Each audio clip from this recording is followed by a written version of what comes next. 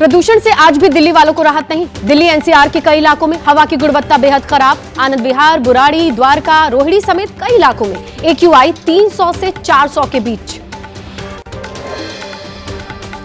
दिल्ली की लगातार बढ़ रही प्रदूषण की स्थिति पर छठ महापर्व से पहले कालिंदी कुंज के पास यमुना में तैरती दिखी जहरीले झाग की मोटी परत।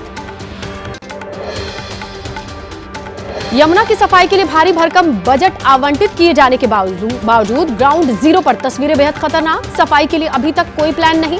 दूषित हवा से बीमारियों का खतरा। हरियाणा के कैथल में पराली जलाने का एक और मामला सामने आया। नेशनल हाईवे 192 के पास जलाई जा रही पराली सख्त आदेश के बावजूद नहीं मान रहे किसान। तेलंगाना में मंदिरों पर हमले के विरोध में हिंदू संगठन का प्रदर्शन का ऐलान। प्रदर्शन से पहले मंदिर के बाहर पुलिस बल तैनात। कई हिंदू नेताओं को घर पर नजरबंद किया गया। हिंदू स्वाभिमान यात्रा के दूसरे दिन कटिहार पहुंचे केंद्रीय मंत्री गिरिराज सिंह। एबीपी न्यूज से बातचीत में हिंदुओं को चेताया, कहा संगठित रहोगे तो सुरक्षित रहोगे। सीमांचल में चल रहा है शरिया कानून। जेल से बाहर आने के बाद देर रात अरविंद केजरीवाल से मिले सत्येंद्र जैन। कल दिल्ली कोर्ट ने मनी लॉन्ड्रिंग मामले में सत्येंद्र जैन को सशर्त जमानत दी है।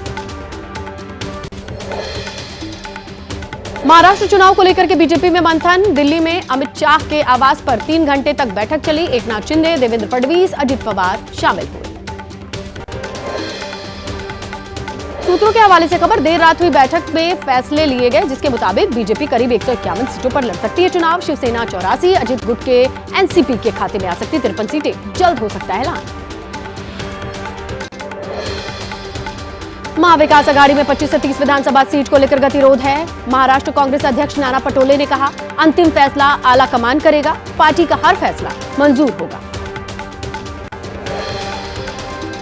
समाजवादी पार्टी के राष्ट्रीय अध्यक्ष अखिलेश यादव के महाराष्ट्र दौरे का आज दूसरा दिन। धुले में सार्वजनिक कार्यक्रम को संबोधित करेंगे। मुस्लिम इलाकों में पैठ बनाने की कोशिश। महाराष्ट्र के मालेगांव में अखिलेश ने भरी हुंकार। बीजेपी सरकार की नीतियों को जन विरोधी बताया। जनता से पार्टी उम्मीदवार निहाल अहमद के लिए वोट अपील की।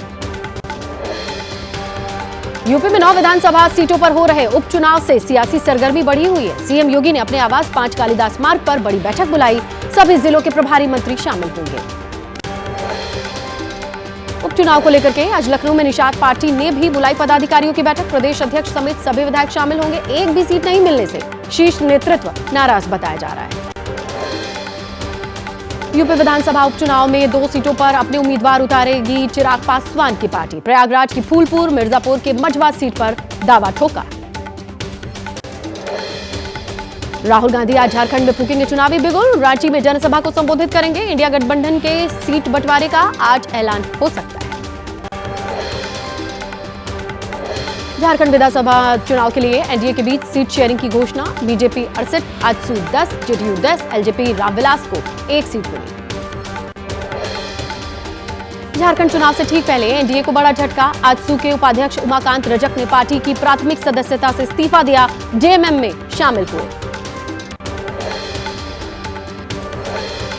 20 अक्टूबर को अपने संसदीय क्षेत्र वाराणसी जाएंगे प्रधानमंत्री नरेंद्र मोदी। 6600 करोड़ रुपए की 23 परियोजनाओं का लोकार्पण और शिलान्यास करेंगे।